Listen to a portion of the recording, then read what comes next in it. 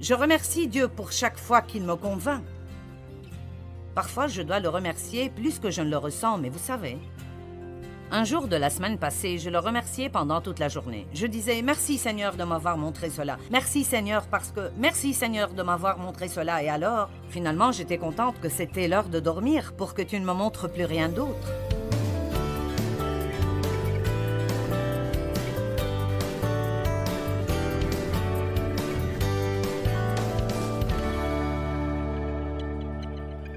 Car c'est par la grâce que vous êtes sauvés, par la foi. C'est le don de Dieu, ce n'est point par les œuvres, afin que personne ne se glorifie. Par la grâce, par la foi. Tout ce que nous recevons de Dieu vient à nous de la même façon, par la grâce, par la foi. Notre foi en Dieu, ou notre foi en ses promesses, n'est pas ce qui nous achète la bénédiction de Dieu, c'est juste la main qui la reçoit. C'est la grâce de Dieu, et sa grâce seule, qui nous donne sa bonté dans notre vie. Nul ne pourra jamais être assez bon pour mériter quoi que ce soit que Dieu fait pour nous. Et cela n'a pas besoin de nous faire ressentir la condamnation. Ça doit nous rendre émerveillés devant la bonté de Dieu. Donc, par la grâce, par la foi. Vous dites, j'aurais aimé avoir de la foi. Eh bien, la vérité est qu'une mesure de foi a été donnée à chacun. Romains chapitre 12. Tout homme, toute femme, tout garçon et toute fille a la foi. Vous avez la foi. Vous avez assez de foi pour faire tout ce que vous êtes supposé faire dans la vie à tout moment donné. Dites, j'ai la foi. Maintenant, votre foi paraît être faible parce que peut-être que vous ne l'avez pas beaucoup utilisée. Ou peut-être que vous utilisez seulement votre foi dans certains domaines. Pendant longtemps, la foi que j'avais en Dieu, je l'exerçais seulement quand il s'agit d'obtenir le pardon pour mes péchés et d'espérer que j'irai au ciel. Je ne savais pas que je pouvais utiliser ma foi dans d'autres aspects de ma vie. Vous ne possédez pas parce que vous ne demandez pas. Si vous demandez dans la foi, vous recevrez. Et laissez-moi juste vous dire maintenant que vous pouvez demander à Dieu n'importe quoi et toute chose. Vous ne pouvez pas demander trop de Dieu. Vous dites, eh bien, et si je demande la mauvaise chose? Eh bien, vous ne la recevrez pas. Donc, vous savez, nous ne devons pas avoir peur. Eh bien, et si je ne devrais pas demander ceci à Dieu? Eh bien, il ne vous le donnera pas. Il y a certaines choses dont la Bible nous dit qu'il ne faut pas les demander, mais il y a plusieurs régions dans la vie qui sont juste uniques et particulières à notre propre vie. La Bible ne vous dit pas qui épouser ni quand acheter une nouvelle voiture, mais elle donne la sagesse. Et si nous suivons la direction du Saint-Esprit, nous suivons la sagesse, et nous comptons sur Dieu pour nous aider, nous pouvons commencer à avoir des vies absolument incroyables. Je ne savais pas que je pouvais utiliser ma foi pour dépasser mon passé. Je pensais que j'étais coincée avec... Eh bien, j'ai été une victime d'abus. Eh bien, je ne m'appellerai jamais une victime d'abus maintenant. Jamais. Vous ne pourrez jamais me faire dire que je suis une victime d'abus parce que je ne suis pas une victime d'abus. Je suis une nouvelle création en Christ et je marche dans la victoire. Et quoi qu'il vous soit arrivé, je veux vous encourager. Débarrassez-vous de toute mentalité de victimisation que vous puissiez avoir. Nous ne pouvons pas toujours être des victimes et être de nouvelles créations en Christ. Alors, vous avez de la foi. Ce que nous avons fait dans ce ministère, nous l'avons fait par la foi. Vous n'avez vraiment aucune idée, dans le naturel, combien je ne suis pas qualifiée pour faire ceci. C'est vraiment presque hystériquement, ridiculement, drôle. Et pour cette raison, je sais que c'est Dieu. C'est pour cela que dans 1 Corinthiens 1, il est écrit que Dieu a choisi les choses folles du monde pour confondre les sages. Il veut que le monde regarde et dise « Ce n'est pas possible. Pas possible. Ce n'est pas possible que tu puisses faire ça. » Et puis il veut que le monde regarde comment ça arrive à travers vous. Amen. Afin que nulle chair ne se glorifie. Je me demande combien de personnes vous ont regardé en pensant « C'est impossible pour toi de changer. » C'est impossible pour toi de faire ceci un jour. Mais en mettant votre foi en Dieu, vous le faites. Eh bien, je n'avais vraiment pas prévu de prêcher à propos de la foi ce week-end. En fait, j'ai pensé à ceci il y a 2 semaines, assis sur ma chaise, parce que je lisais ce chapitre, qui est l'épître à Philémon, et je suis arrivée au verset 22, et quelque chose a cliqué en moi. Et puis j'ai juste pensé, je ferai un petit message sur comment la foi fonctionne, parce que il y a ce qu'on appellerait à juste titre des lois de la foi. Et une loi est quelque chose qui marche à chaque fois. La gravité est appelée une loi, la loi de la gravité, ce qui veut dire qu'à chaque fois, pas parfois, mais à chaque fois que je jette quelque chose dans l'air, ça tombera. Et donc il y a certaines lois de la foi, et ce que je veux dire est qu'il y a certaines façons par lesquelles la foi marchera, et d'autres par lesquelles la foi ne marchera pas. Et alors, comme vous avez de la foi, dites « j'ai la foi ».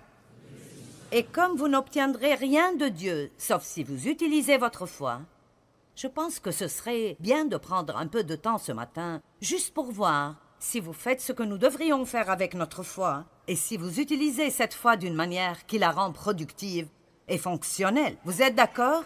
Ok. Maintenant, lisons donc Philémon 1, verset 22. Paul écrit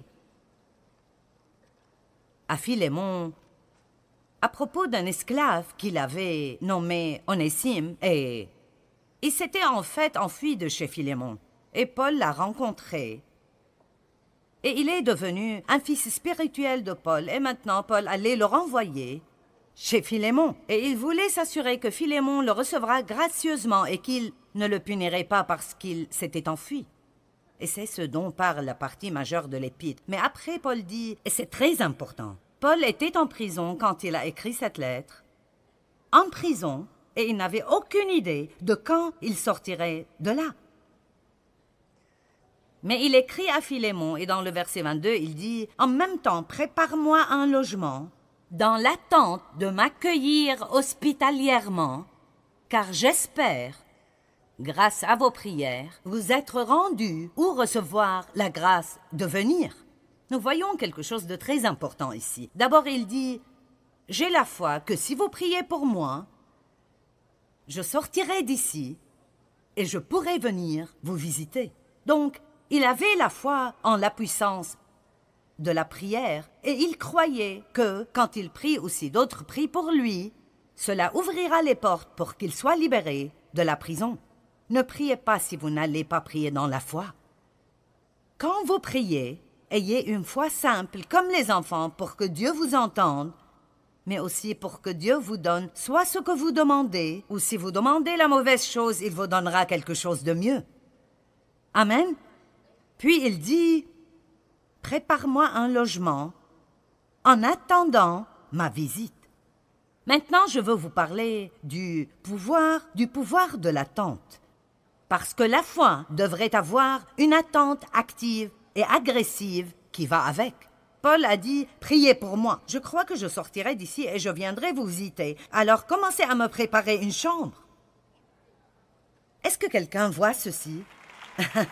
Tu peux déjà commencer à me préparer une chambre parce qu'il était si certain qu'il allait pouvoir venir. Nous appelons les femmes enceintes des mamans en attente parce que nous savons ce que c'est que d'être enceinte. Eh bien, quand vous portez un désir, quand vous portez un but pour votre vie, ou quand vous portez un rêve d'être libre de tout lien, ou vous portez un rêve de faire quelque chose de grand pour Dieu, ou quoi que ce soit, mettre de l'ordre chez vous, ou voir votre mariage guérir, ou quoi que ce soit, ça doit être quelque chose que vous portez, mais vous devez vous y attendre. Amen? Vous y attendre. Beaucoup de personnes n'attendent rien. Alors ils n'obtiennent rien. Beaucoup de personnes sont comme « nous attendrons de voir ce qui arrivera ». Ne vivez jamais avec une attitude comme « eh bien, nous attendrons de voir ce qui arrivera ». On ne sait jamais ce que Dieu fera. Vous ne pouvez pas vous attendre à trop. Dans Ésaïe chapitre 30, verset 18, c'est un verset magnifique que j'ai découvert il y a plusieurs années. Et essentiellement, la Bible dit « Dans Ésaïe 30, 18, « L'Éternel attend le moment de vous faire grâce et il se lèvera pour vous manifester sa compassion. » Cela signifie que Dieu attend une opportunité d'être bon envers vous. Voyez-vous cela? L'Éternel attend ardemment, et le mot « attend » veut dire « espère, cherche à et désire » de vous faire grâce, et alors il se lèvera pour vous manifester sa compassion et vous faire miséricorde. Car l'Éternel est un Dieu juste, béni, heureux, privilégié, et enviables sont tous ceux qui espèrent en lui, qui attendent et cherchent et désirent Dieu et sa victoire, etc. Donc, la simplicité de ceci est, au cas où vous l'avez manqué, que Dieu est assis sur son trône au ciel et il cherche, désire et attend quelqu'un pour être bon avec lui, mais il ne peut être bon que pour quelqu'un qui espère en lui, le cherche, le désire et s'attend à ce qu'il soit bon envers lui. Si vous pouvez juste vous approprier cette chose, c'est assez pour faire une grande différence dans votre vie. Parce que, laissez-moi vous le dire, à quoi vous attendez-vous? Plus de ce que vous aviez dans le passé? Plus de problèmes? Plus de déceptions? Vous vous attendez à être licencié au travail parce qu'il y a des licenciements? Et même, attendez-vous à ce que Dieu vous donne un meilleur travail que celui que vous avez perdu? Et n'attendez pas d'être dans les problèmes jusqu'au cou. Commencez à espérer maintenant. Et pour aller plus loin, laissez-moi vous dire que vous devez déclarer votre attente. Quand vous êtes plein d'attente, vous parlez de ce à quoi vous vous attendez. Vous ne parlez pas de ce que vous avez. Que quelqu'un écoute cela et le comprenne. Psaume 27, 14. Psaume 27, 14. Attends-toi donc à l'Éternel et espère en lui. Sois fort et affermis ton courage, que ton cœur soit vaillant et endurant. Oui, attends-toi à l'Éternel et espère en lui. Que tout le monde dise « Je m'attends ». Maintenant, nous parlons beaucoup d'Ésaïe 40, 31, et dès que je commencerai à le citer, vous le reconnaîtrez tous. Les gens applaudissent quand on cite ce verset. Mais ceux qui comptent sur l'Éternel renouvellent leur force. Ils prennent leur envol comme de jeunes aigles. Sans se lasser, ils courent, ils marchent en avant et ne s'épuisent pas. Nous devons penser que c'est comme...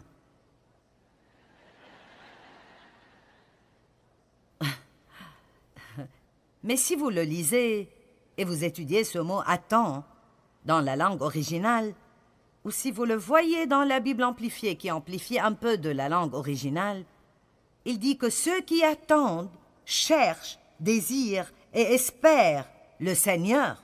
Alors, comme vous attendez Dieu, vous ne faites peut-être rien physiquement parce que vous avez peut-être une situation dans votre vie que franchement, vous ne pouvez rien y changer. Et nous disons, tu as juste besoin d'attendre le Seigneur. Mais cette attente, même si vous n'êtes pas actif dans vos actions pour résoudre votre problème, vous êtes très actif spirituellement. Ne soyez jamais passif spirituellement. Restez très actif spirituellement dans votre attente. Seigneur, j'attends une percée. Peut-être qu'aujourd'hui est le jour. Vous pouvez même utiliser votre imagination, et je n'essaie pas d'être farfelu et de me perdre dans une sorte de manipulation mentale, mais nous avons une imagination. Pourquoi devons-nous l'utiliser? Sommes-nous supposés l'utiliser simplement pour nous souvenir de toutes les choses bêtes qui nous sont arrivées dans nos vies? Pourquoi ne puis-je pas juste fermer les yeux et dire « Seigneur, je vais juste rêver de quelque chose de grand pendant 1 minute et j'imaginerai comment sera ma vie quand ma percée viendra parce que je sais qu'elle arrive ?»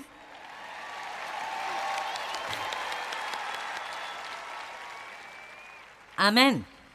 Donc, la foi est pleine d'espérance. Numéro 2, nous devons comprendre que la foi est la seule chose qui plaît à Dieu. Hébreux 11:6. Sans la foi, il est impossible d'être agréable à Dieu, car il faut que celui qui s'approche de Dieu croit que Dieu existe. Et j'aime vraiment la deuxième partie du verset. Et qu'il est le rémunérateur de ceux qui le cherchent ardemment. Maintenant, Dieu ne veut pas que vous croyiez juste qu'il existe, mais il veut que vous croyiez agressivement que si vous étudiez la parole et vous cherchez Dieu et vous priez d'une façon régulière et vous demeurez en Dieu, vous vous attendez a une récompense. Parce que si vous servez Dieu, le jour de paye vient toujours. Amen. Juste quand vous attendez un jour de paye le vendredi ou 2 fois par semaine ou 1 fois ou 2 fois par mois ou d'après la façon dont vous êtes payé, nous attendons ce jour de paye. Eh bien, nous devons attendre une récompense de Dieu parce que si vous étudiez ce mot récompense, Dieu promet encore et encore et encore dans la Bible que si vous faites la bonne chose et vous prenez les bonnes décisions, que nous allons recevoir une récompense dans nos vies. Peut-être que certains de vous sont dans une période de semaille dans votre vie. Eh bien, les périodes de semaille et de labour ne sont pas si captivantes. Mais un fermier ne sème jamais sans avoir une récolte en tête. Il sème parce qu'il s'attend à une récolte.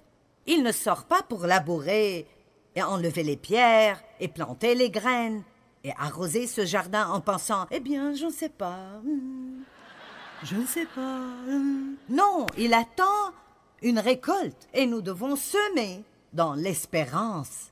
C'est pour cela que même si nous ne donnons pas, nous ne devons jamais donner financièrement au royaume de Dieu juste pour recevoir quelque chose. Ce n'est pas une bonne motivation pour le don. Nous devons donner pour que quelqu'un soit béni et pour honorer Dieu, mais nous devons toujours semer avec espérance, en ayant la foi que puisque je suis obéissant de faire ce que Dieu m'a donné de faire, alors je peux lui faire confiance de répondre à tous mes besoins selon ses richesses dans la gloire en Jésus-Christ. Le don est simplement intelligent parce que vous semez dans votre futur. Sans la foi, il est impossible de plaire à Dieu. Nos actes accomplis sans la foi ne plaisent pas à Dieu. C'est seulement ce que nous faisons dans la foi. Et cela veut dire qu'on croit de tous nos cœurs que Dieu nous a demandé de le faire. C'est ce que nous faisons dans la foi pour le glorifier, qui lui plaît. Romains 14, 23, « Tout ce qui n'est pas le produit d'une conviction est péché. » Si vous prenez du temps pour penser à cela, ça peut vous tomber dessus. Tout, quoi que je fasse, que je ne fais pas dans la foi, est péché. L'inquiétude est un péché.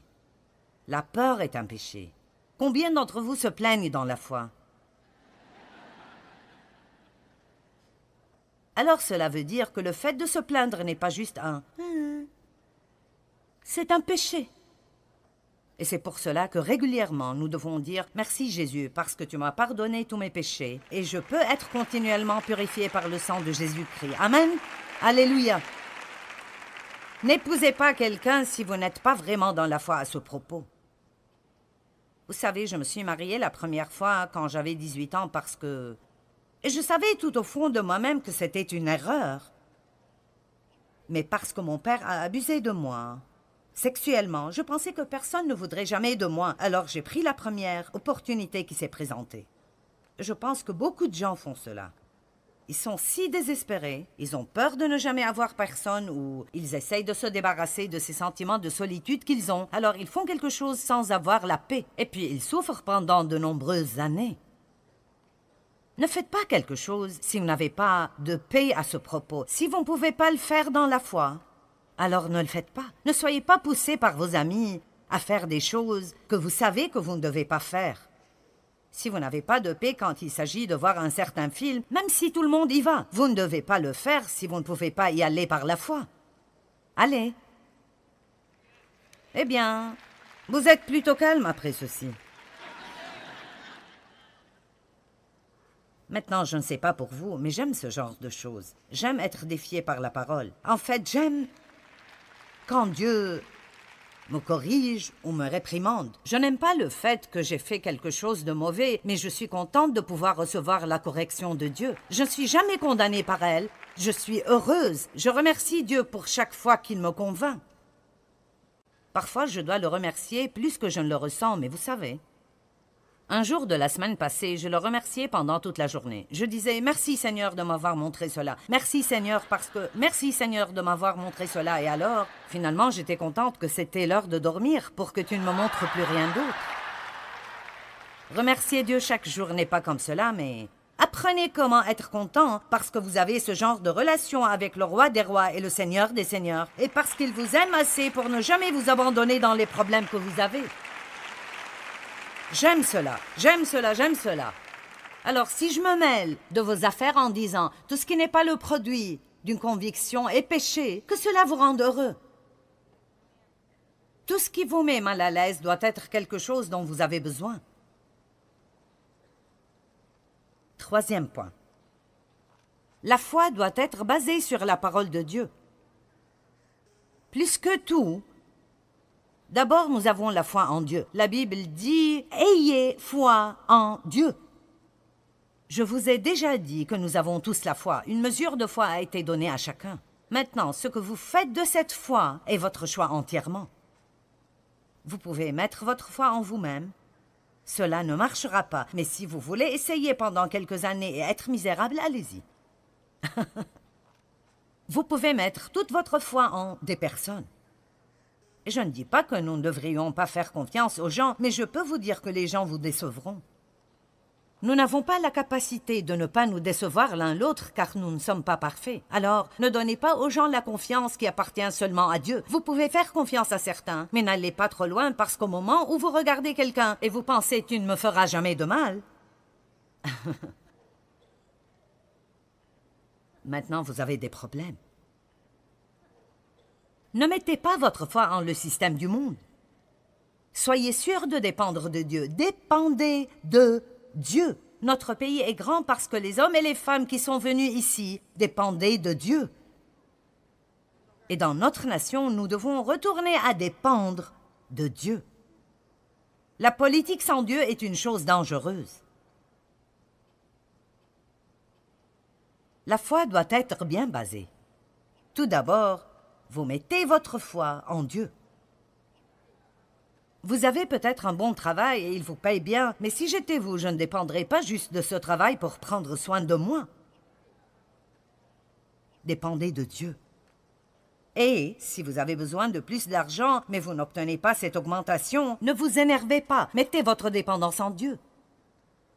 Souvent, nous comptons sur la mauvaise source pour qu'elle prenne soin de nous et nous devons toujours regarder vers Dieu. Et si vous allez vers Dieu et Dieu veut que la compagnie vous donne une augmentation, il s'en occupera. Mais s'il veut vous donner d'une autre façon, maintenant parce que vous avez mis votre foi en lui, vous avez ouvert cette grande porte de plusieurs opportunités pour que Dieu vous bénisse. Est-ce que vous m'entendez? Et certains se tournent vers juste une source. Vous vous tournez vers votre travail. Mais cela est faux. Vous devez vous tourner vers Dieu. Dieu, même si les autres ne me donnent pas, si tu décides de me donner quelque chose, alors je l'aurai. Est-ce que vous m'entendez? Je dirai cela de nouveau. Vous devez dire à Dieu, je me fiche de ce que d'autres ne me donnent pas.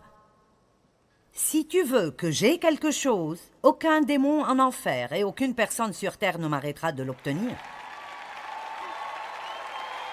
Amen.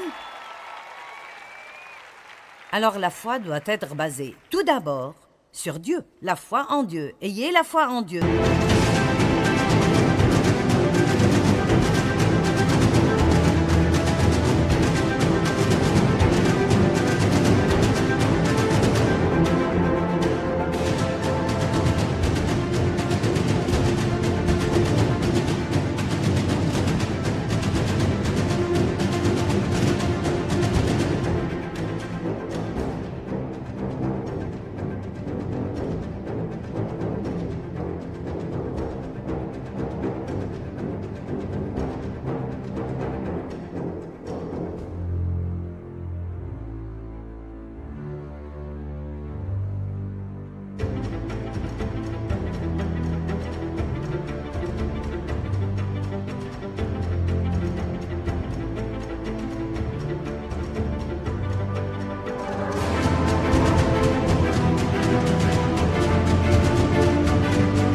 Et puis apprenez la parole de Dieu assez bien pour connaître les promesses de Dieu,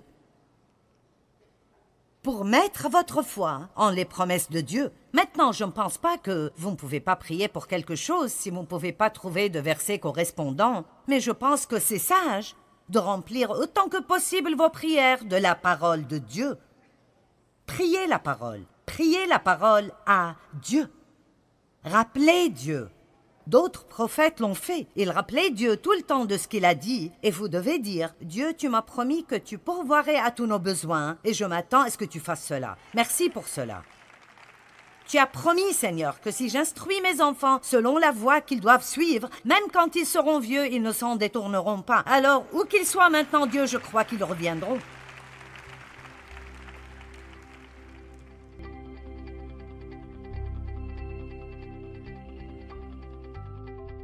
Eh bien, la Bible dit que Dieu a donné à chacun une mesure de foi.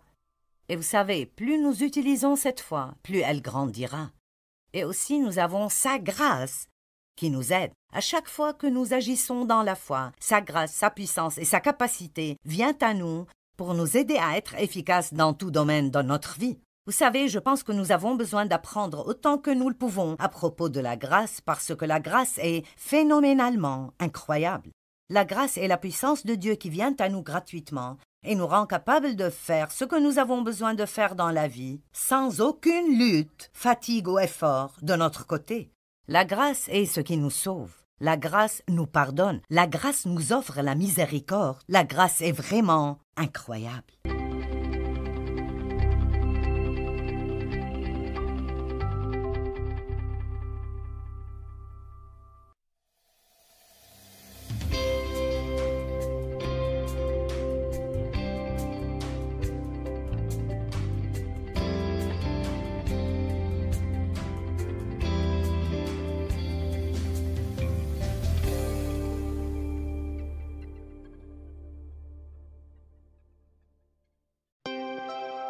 Ce programme est financé par les amis et partenaires du ministère de Joyce Meyer.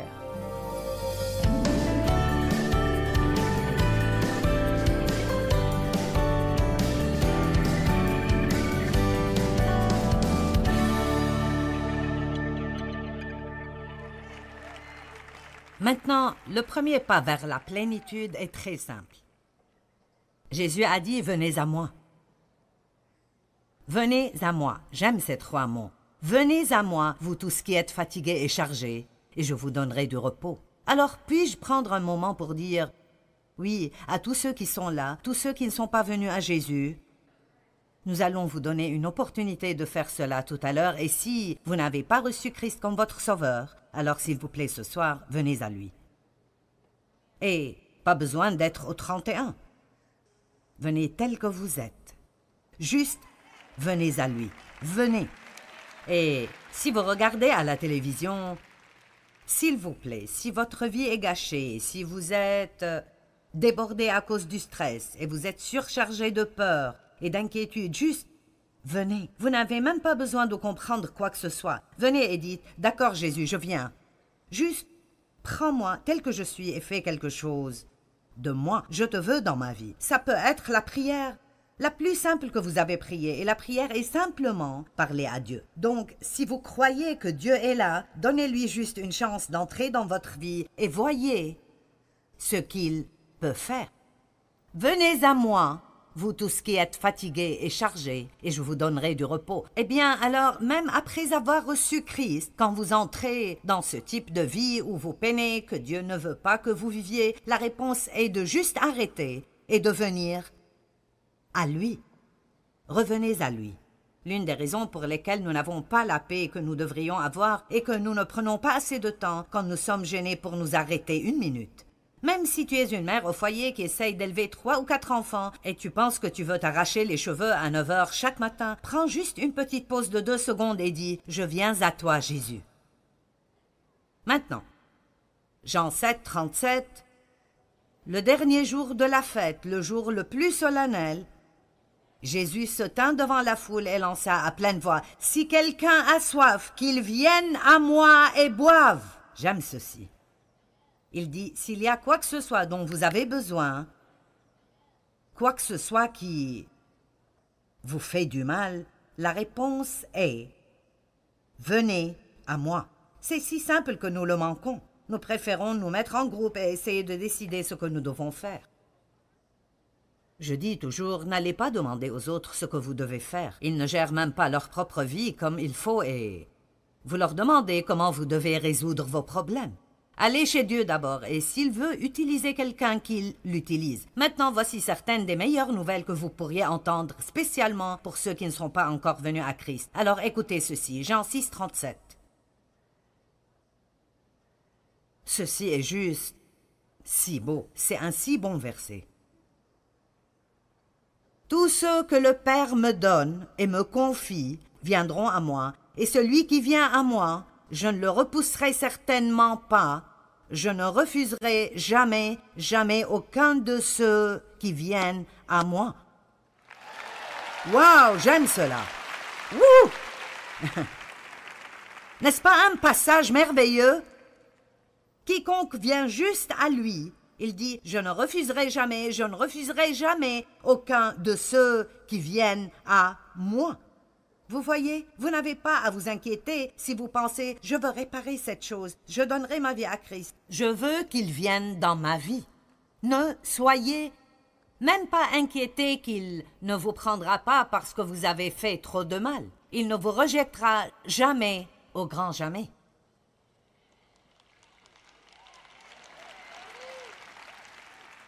Quand vous priez, il ne dit jamais « Je ne veux pas t'écouter ».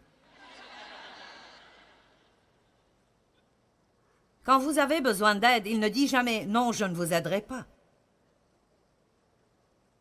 Mais l'ennemi essaye de nous faire penser qu'il le fait parfois. Pouvez-vous dire aujourd'hui « Je ne serai jamais rejeté » ? Dites-le encore « Je ne serai jamais rejeté ». Dites « Dieu ne me rejettera jamais ». Oh, j'aime cela, c'est revigorant tout le temps. Dieu ne me rejettera jamais. Maintenant, savez-vous que pour certains, ce sont des nouvelles bouleversantes. Et il y a des gens qui regardent à la télévision dans différentes parties du monde et ils disent « Tu plaisantes? Il me prendra tel que je suis? Oui, il vous prendra tel que vous êtes. » Et il y a un numéro sur votre écran que vous pouvez appeler et vous pouvez recevoir Christ en cet instant même. Vous n'avez pas besoin d'attendre une minute de plus. Il a les bras grands ouverts et il dit « Venez à moi. Venez à moi. » Maintenant, Jésus est venu pour nous donner la vie. Vie avec un V majuscule. Regardons Jean 1, 4.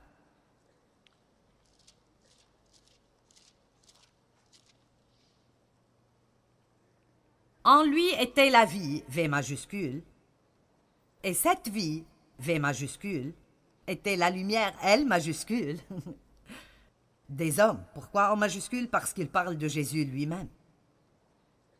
Le voleur vient pour tuer, voler et détruire, mais je suis venu afin que vous ayez la vie, une vie remplie à ras-bord jusqu'à déborder.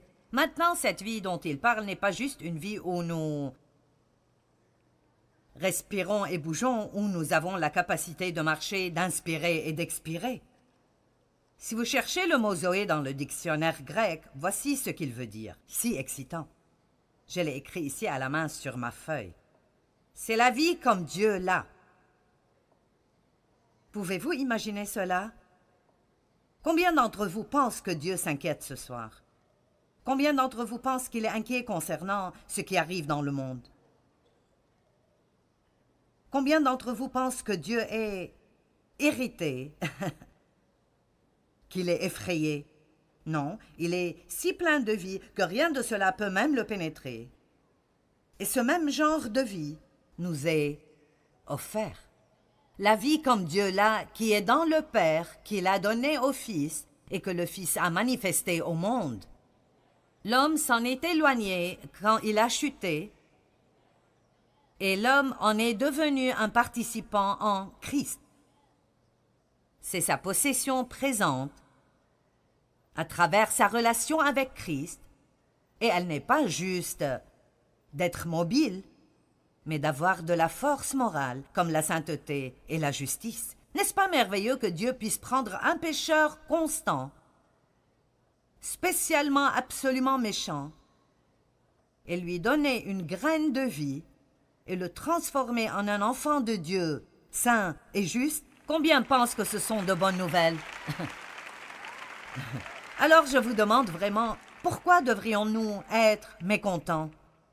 Et parfois nous manquons certains de ces merveilleux versets dans la Bible. Si vous prenez juste le temps de rechercher le mot « vie », c'est vraiment si ahurissant, tout ce qu'il est dit à propos de la vie. Ce genre de vie dont je parle est une vie qui est... Il y a quelque chose qui arrive ici. Et je ne dis pas que vous devez être bêtement heureux tous les jours et dire « Ceci est le jour que le Seigneur a fait, je me réjouirai et je serai heureux ». Je parle de quand vous vous levez et vous avez l'énergie de vouloir vous lever et vivre. Vous voulez que les choses autour de vous soient ordonnées. Vous voulez être bon avec les gens. Vous voulez prendre soin de ce que vous avez. Vous cherchez des idées créatives. Vous voulez sortir et faire quelque chose de bien aujourd'hui. Dieu merci, nous n'avons plus besoin de nous lever et de dire « Oh Dieu, je ne sais pas si je peux supporter une journée de plus. Ceci est plus que ce que je peux supporter. Si je n'ai pas de percée aujourd'hui, je vais devenir folle. » La vie. La vie comme Dieu l'a. La vie, Zoé. Et à l'intérieur de nous, elle vient initier.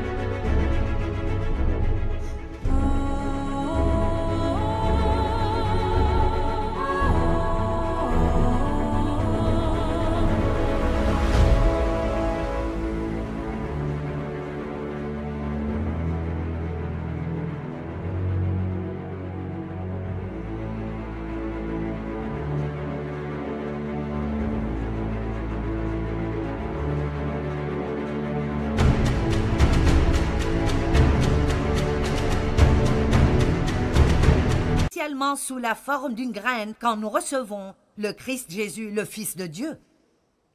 La graine du Dieu Tout-Puissant vient dans notre esprit et elle est arrosée par la parole. Et vous voyez, même ce soir, j'arrose ce qui est déjà en vous avec la parole de Dieu et ça poussera et grandira encore et encore et encore. Et vous allez vous réaliser des choses, c'est comme... Vous savez, si je vous explique cette vie, et je dis, maintenant, tous ceux qui en veulent, restez un peu, je donnerai des piqûres de vie. Combien d'entre vous resteraient? Vous lèveriez vos manches et sortiriez vos bras. Eh bien, c'est ce que je fais à l'instant.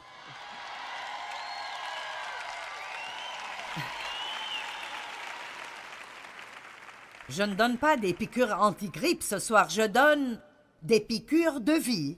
Ce soir, en lui était la vie, et cette vie était la lumière des hommes, et cette vie devient notre don à travers la relation avec Christ. Dieu merci, j'ai une raison pour être en vie.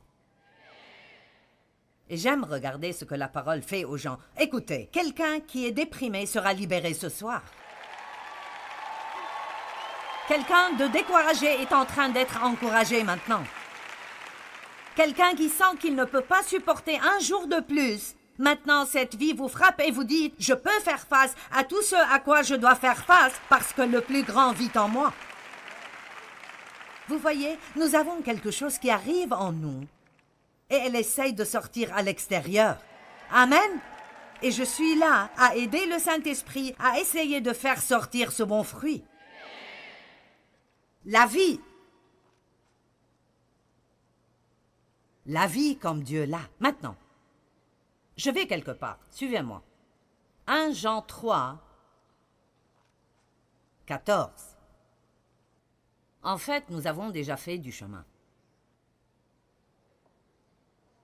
Nous avons un début ici et une fin, et maintenant nous sommes au milieu. Nous savons que nous sommes passés de la mort à la vie, V majuscule, parce que nous aimons nos frères chrétiens. Celui qui n'aime pas demeure, reste comme prisonnier gardés continuellement dans la mort spirituelle. Wow! Maintenant, voici l'essentiel. Nous avons tous cette vie en nous, cette vie Zoé. La capacité d'avoir cette vie merveilleuse, mais si vous n'apprenez pas comment vous aimer les uns les autres, alors ce sera refoulé en vous et vous serez remplis de mort spirituelle. Mais voici comment vous pouvez savoir que cette vie vous appartient quand vous apprenez comment aimer les gens. L'amour et la vie, avec un V majuscule, sont la même chose. Alors aujourd'hui, si vous êtes énervé contre quelqu'un, dépassez cela. Si vous ne croyez pas le meilleur à propos des gens, changez d'avis. Si vous devez pardonner à quelqu'un, pardonnez-leur. Si vous êtes offensé, surmontez cela. Vous ne paraissez pas aussi heureux que je voudrais que vous soyez. Eh bien, ce n'est simplement pas juste. D'accord, puis-je vous dire qu'est-ce qui n'est pas juste? Ce qui n'est pas juste est que Jésus a dû monter sur la croix et mourir pour un tas de gens comme nous. C'est ce qui n'est pas juste. Tout le reste, nous pouvons nous en occuper. Dieu est un Dieu de justice et il arrangera les mauvaises choses si nous mettons notre confiance en lui. Amen. Et je ne dis pas que votre peine n'est pas importante pour Dieu. Je ne dis pas que les gens qui vous ont blessé ont raison. Mais je vous dis que nous devons arrêter ces choses. Nous devons commencer à vraiment aimer pour Jésus parce qu'il y a un monde dehors qui meurt et qui va en enfer. Et ils ne sont pas impressionnés par nos autocollants et nos bijoux chrétiens. Nous devons avoir ce qu'ils cherchent. Nous devons savoir comment marcher dans l'amour et traiter les gens comme il faut. Donc, la prochaine fois que certains de vos amis chrétiens disent « Oh, eh bien, vous savez, eh bien, tu sais, ils sont pentecôtistes. Eh bien, tu sais, elles parlent en langue. » Pourquoi ne dites-vous pas « Tu sais, nous ne savons rien en ce qui les concerne. Nous ne savons pas quel type de relation ils ont avec Dieu. » Ne jugeons pas et ne critiquons pas les gens. Soyons tous un en Christ. Amen. Amen. Je serai peut-être bonne si vous essayez de me connaître, on ne sait jamais. D'accord, maintenant, comment donc arrivons-nous à cet amour? C'est un beau mot, il fait de bons serments, amène de bons cris, mais comment y arrivons-nous? Comment arrivons-nous finalement au point où nous pouvons marcher dans cela, dans notre vie de tous les jours? 2 Pierre, chapitre 1, nous l'explique très clairement. Nous parlons ce soir d'être spirituellement en bonne santé.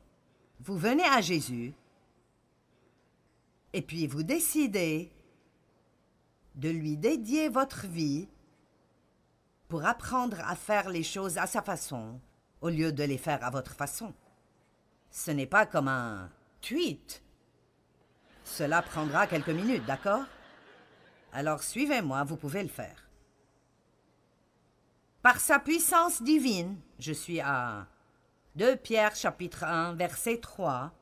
Par sa puissance divine, Dieu nous a donné tout ce qu'il faut, ce dont nous avons besoin pour vivre dans la piété, à travers la connaissance complète de celui qui nous a appelés par la manifestation de sa propre gloire. Eh bien, vous devez disséquer cela pour en profiter plus. Mais il dit, la puissance de Dieu, rien de ce que nous avons fait, mais la force de Dieu nous a donné tout ce dont nous avons besoin pour vivre une merveilleuse vie pieuse. Donc, vous avez tout ce dont vous avez besoin pour vivre une bonne vie. Tout. Elle est en vous. Et elle vient à vous à travers la connaissance complète et personnelle de Jésus-Christ. Maintenant, ne soyez pas satisfaits par la foi de quelqu'un d'autre. Ne soyez pas satisfaits par le fait d'appeler quelqu'un d'autre pour qu'il cherche vos versets tout le temps. Cherchez-les vous-même. Amen. À chaque fois que vous avez besoin de prière, ne vous mettez pas toujours dans la file de prière. Après un temps, soyez ceux qui prient pour les autres. Nous avons tous besoin de prière, mais j'essaye d'expliquer que plus nous connaissons Dieu profondément, plus nous réalisons ces choses. Et ainsi, au verset 4, il nous assure, donc il nous donne les plus grandes et les plus précieuses promesses, afin que par elles, vous fuyiez du déclin moral et de la corruption qui existe dans le monde par, et j'aime ceci, l'égoïsme et la convoitise. Donc, il dit que tous les dégâts qui arrivent dans le monde, toute la pourriture, toute la corruption, elle est là à cause de la convoitise, à cause du désir et de l'avidité et de l'égoïsme, l'égocentrisme. Ils sont tous là. Mais nous avons été délivrés de tout cela à travers la mort de Christ. Allez, dites, je peux être délivré de moi-même. Dites-le de nouveau, je peux être délivré de moi-même. Et deveniez participants de la nature divine. Donc je peux être libéré de moi-même et je peux en fait commencer à vivre et à agir comme Dieu voudrait que j'agisse. Je peux agir comme son enfant. Pour cette raison même, maintenant, les 3, 4, 5 versets suivants que je vous lirai sont très importants. Ils disent, voici ce que Dieu a donné. Donc comment est-ce que vous libérez cela dans votre vie? Êtes-vous prêts? Pour cette raison même, ajoutez votre diligence aux promesses. Faites tous vos efforts. Mon Dieu! Une dame m'a demandé l'autre jour, et ceci est juste classique. Elle a dit, comment peux-tu rester en si bonne forme à ton âge? J'ai dit, eh bien, je m'entraîne 3 fois par semaine et je fais attention à tout ce que je mets dans ma bouche. Et elle a dit, oh mince.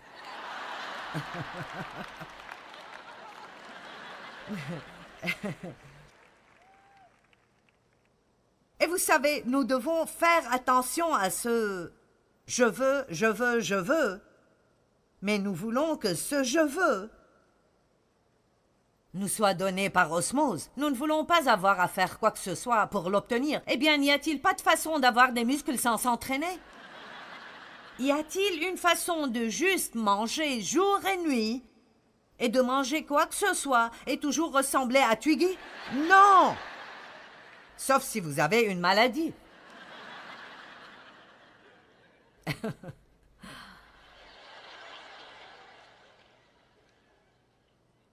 Oh, aide-moi, Jésus.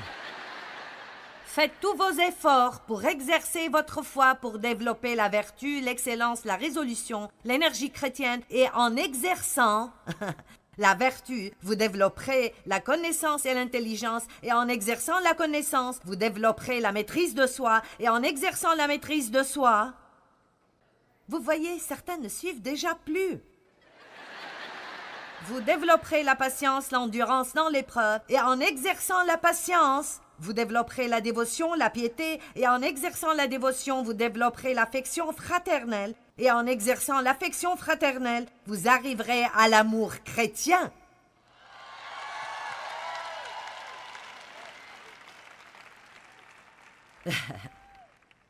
Donc laissez-moi juste vous dire, peu importe combien de messages merveilleux je vous prêche à propos de partir d'ici et de sortir et d'aimer tout le monde, ça n'arrivera pas. Pas avant que vous sortiez cette liste.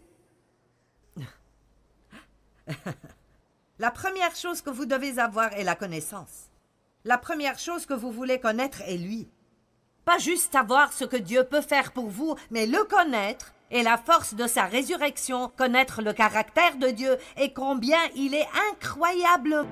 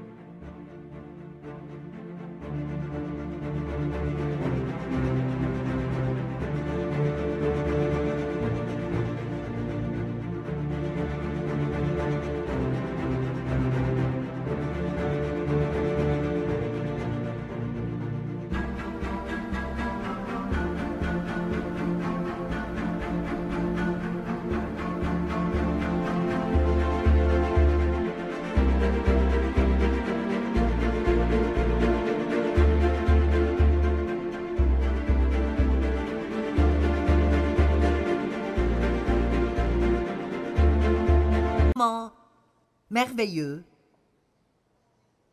et être si reconnaissant pour votre salut que vous pouvez à peine vous contrôler. Et puis vous ajoutez plus de diligence et vous exercez cela. Et vous ajoutez plus de diligence et vous exercez cela. Laissez-moi vous dire quelque chose à propos de ce livre. Mes paroles, elles sont esprit et elles sont vie, a dit Jésus. Maintenant, je pense que je n'ai certainement pas toutes les connaissances de la révélation de la parole de Dieu, mais je comprends la puissance qui est dans la parole. Et c'est pour cela que je fais ce que je fais, parce que je regarde comment la parole de Dieu change les gens, comment elle change l'expression sur vos visages, comment la lumière vient dans les yeux des gens quand vous partagez la parole. Je regarde les larmes couler parfois quand les gens comprennent finalement que Dieu les aime et que ce n'est pas trop tard pour eux. J'entends les témoignages qui viennent encore et encore et encore et encore. Je connais la puissance qui est dans la parole, mais je sens aussi que j'ai un mandat de Dieu en ce temps dans ma vie pour partager aussi avec vous que je ne pense pas que vous pouvez sortir ce dont vous avez besoin de ce livre si vous ne faites que laisser quelqu'un d'autre vous en nourrir à la cuillère.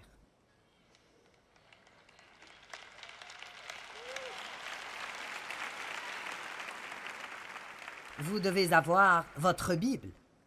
Vous devez avoir votre temps avec Dieu. Et vous devez étudier vous-même et arrêter de laisser le diable vous convaincre que vous ne comprenez pas la Bible. Parce que le Saint-Esprit vous enseignera. Il est votre enseignant. Et c'est pour cela que nous défions les gens de commencer pendant 30 jours, 30 minutes par jour, à prendre un verset à la fois, pour enseigner et montrer aux gens les choses merveilleuses qui sont dans la parole de Dieu. Parce que Dieu m'a dit un jour, tu dis aux gens tout le temps, lisez la Bible, lisez la Bible, lisez la Bible. Mais les gens lisent pour la quantité, ils ne lisent pas pour la qualité. C'est juste comme une course. Tu sais, je veux lire ce nombre de chapitres chaque jour, alors je lis la parole aujourd'hui. Gloire à Dieu, il faut lire la parole chaque jour. Eh bien, qu'avez-vous appris? Qu'avez-vous appris? Avez-vous appris quelque chose? Et alors, s'il vous plaît, ne pensez pas que vous devrez avoir le genre de vie que Dieu veut que vous ayez juste parce que vous avez lu un tweet le matin, un post sur Facebook, vous écoutez un petit sermon de 15 minutes, ou vous visitez peut-être une église une fois par semaine et vous dormez pendant la moitié du sermon.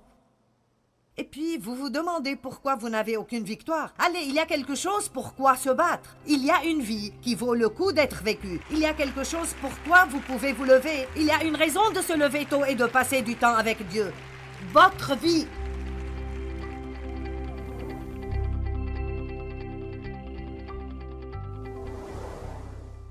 Eh bien, aimeriez-vous être en bonne santé dans chacun des domaines de votre vie?